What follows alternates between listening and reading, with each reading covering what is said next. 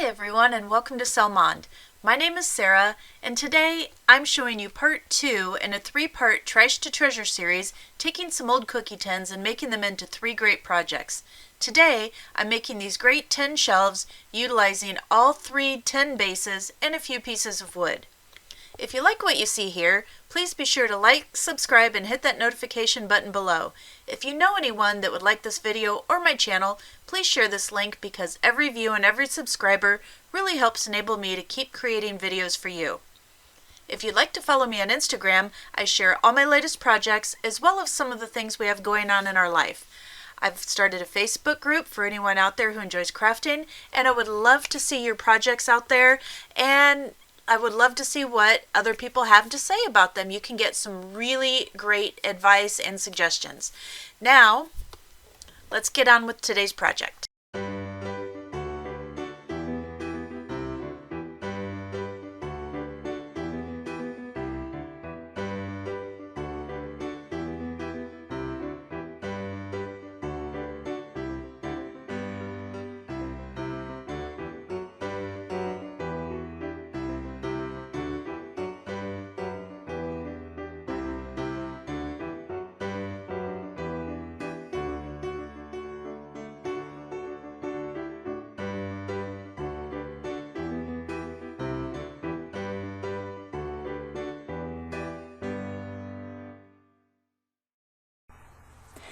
I was going through some stuff in our garage today and I ran across these 3 tin canisters, and I decided I was going to come up with some craft projects that utilized the entire tin one way or the other. So I did a little bit of thinking about it and I think you're going to like what I came up with. Okay, for project number 2, I'm using all 3 of the tins themselves. The first thing that I'm going to do is give all 3 of them a couple coats of my Waverly chalk paint in crystal.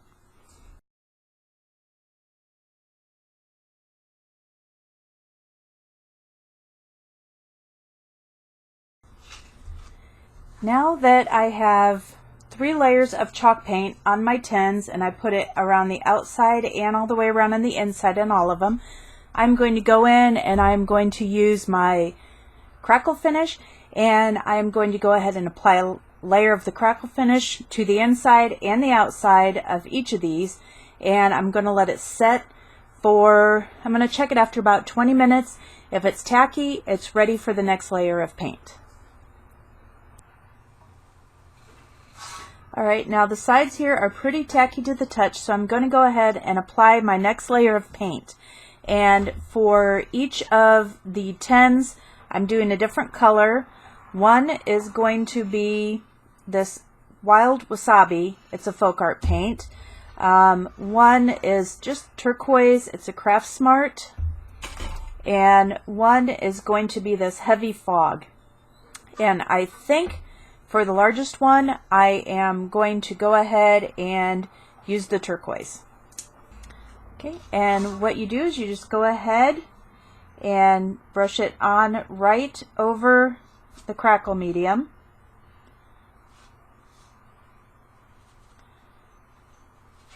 And then you let it do its magic. You don't want to overwork the paint when you brush it on.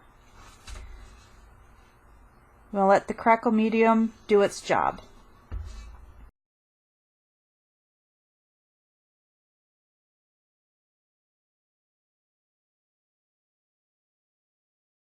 Right here, it is starting to give me those crackles, and now that I have the sides painted, I'm going to go in and paint the bottom, and we're going to let this dry completely.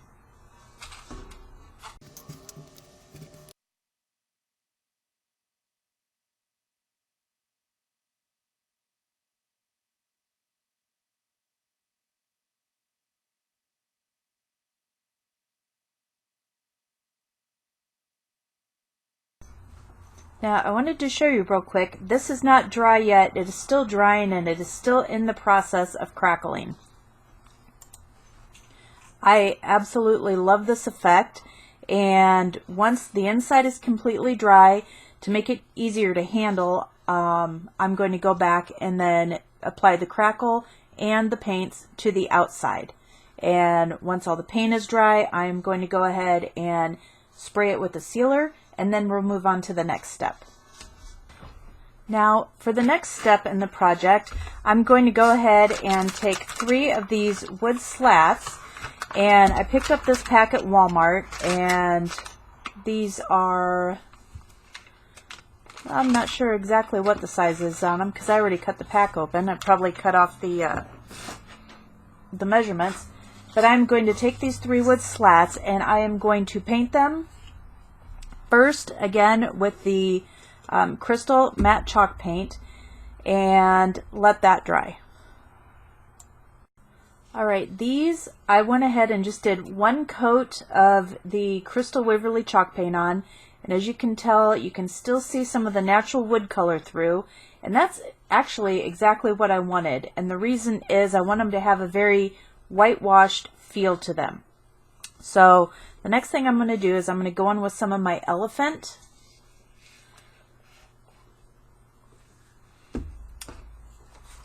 And I'm just going to use a little bit in the lid. We're just going to do a little bit of dry brushing.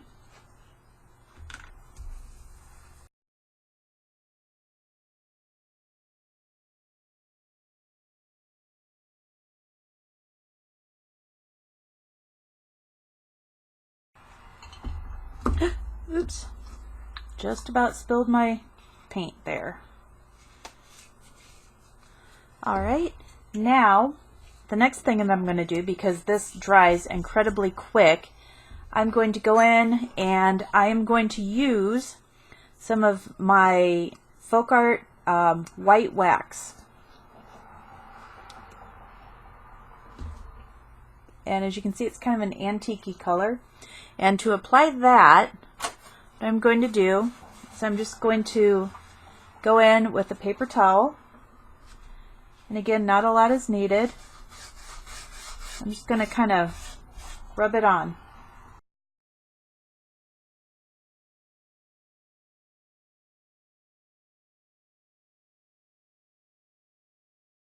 We're just going to work it till we have what looks like just a washed out, almost like a beech wood.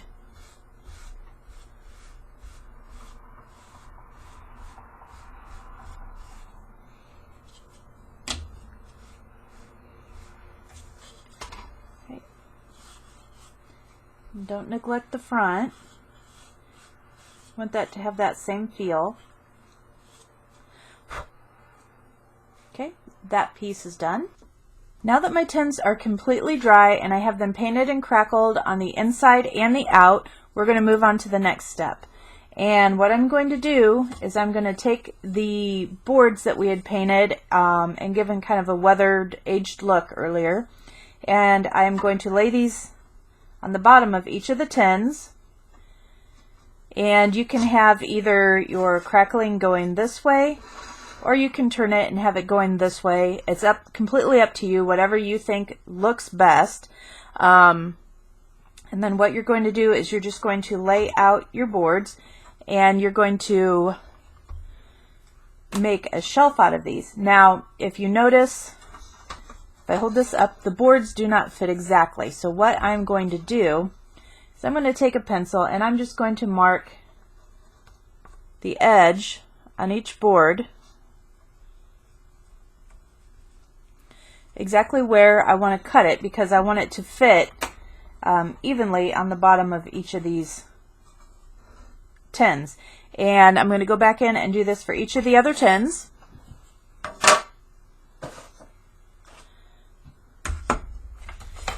Okay.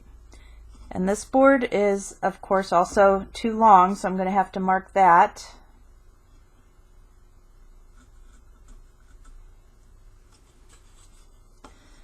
I'm just going to flip it.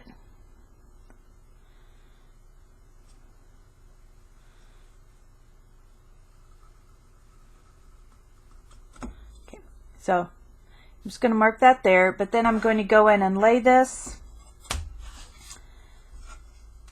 This is going to be a little bit trickier. I'm going to hold this up so that it meets with the bottom rim here on this side, and mark, then, let me hold this way for you, over here about where I want this cut line to be, so that I have my mark. So I have my mark here where I want the height to be, and here where I want the width to be. Okay, so that one's done. Now we're going to go back in for the last one as well.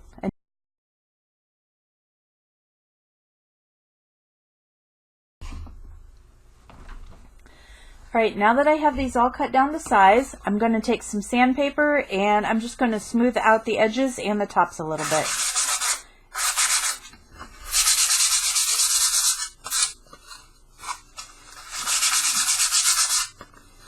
Alright, now I have these all sanded down. I went a little heavier in some places because I wanted to break through a little bit of that paint, give it a more natural look.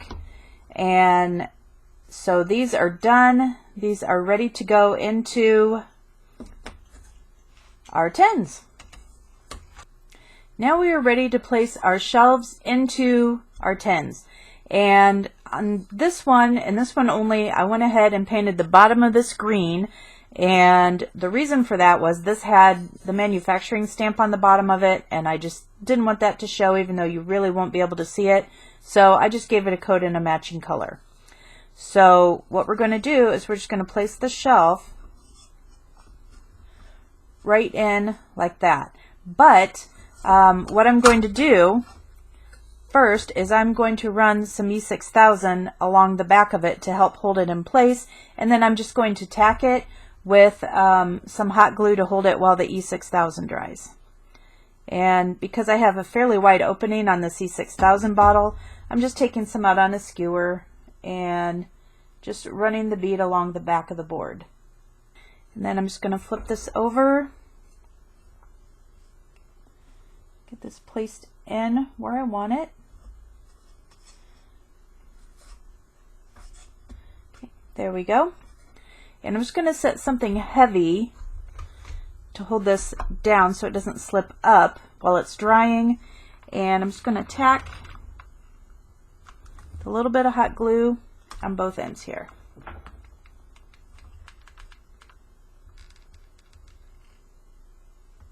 Okay. And you really won't be able to see that hot glue then when we're done. The majority of the weight will be held in the back by the E6000, and then of course the sides coming down will hold also any of that downward pressure from anything you set on here. So I'm going to go ahead and finish these up, and when these are all dry, we'll go ahead and move on to putting the hangers on the back. Alright, so for this step I'm going to take this and flip it over so that I'm sure that the shelf is still at the bottom. I'm going to take a chenille stem that I've cut in half, and I'm going to fold both of the ends up, and then I'm going to fold in the middle slightly so we have kind of this W shape.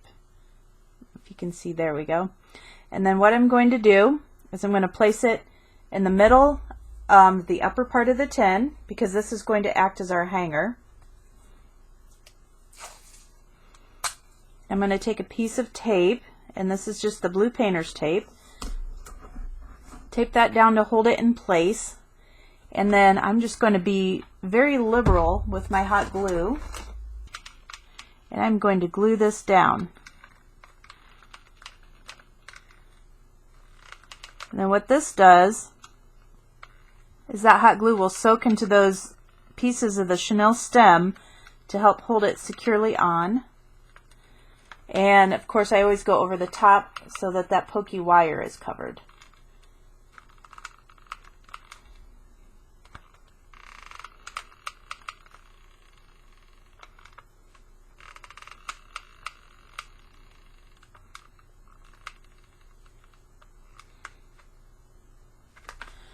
Great, so we will set these aside and let these dry, and then these will be ready to hang and decorate. Alright, now I have these glued on. It's all dry. And guys, one of the reasons I like the chenille stems is that it is really forgiving as a hook. You can pull it out a little bit if you need to, so you can see where you're hanging on the wall. And also, because it's a pliable wire, if you get that shelf so it's not quite straight, you can adjust it and it will hang for you so that the shelf ends up straight. So it's a lot more forgiving than some things you can use, and it also tends to grip the nails or whatever you're hanging it from a little bit tighter, so it tends not to slide quite as much around when you don't want it to. Alright, now these are done. Let's go get these hung on the wall and get them decorated. We'll see how they turned out. Okay guys, here they are. They are all loaded and they are hung on the wall. As you can see, they are just about the perfect size for a little grouping. This one, I just have a succulent and a pillar candle in it, and that is an LED candle, so I don't have to worry about it actually being lit. And here, just some shells. And over here, just a little sign, another succulent, and a couple more shelves to kind of bring the grouping together. They're very on trend right now with the modern farmhouse look, and I've seen tin shelves like this selling for a lot of money and some various stores and on some websites. So I was really happy I was able to make mine for absolutely free, utilizing just items I had on hand.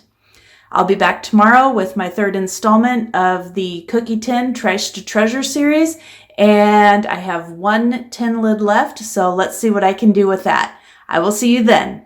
Bye-bye. If you liked this video, please be sure to hit that like button as well as share it with friends who may also enjoy it. If you like my channel, hit that subscribe button, and when the notification bell pops up, be sure you hit that as well so you never miss a video. And, as always, have a great day and stay crafty.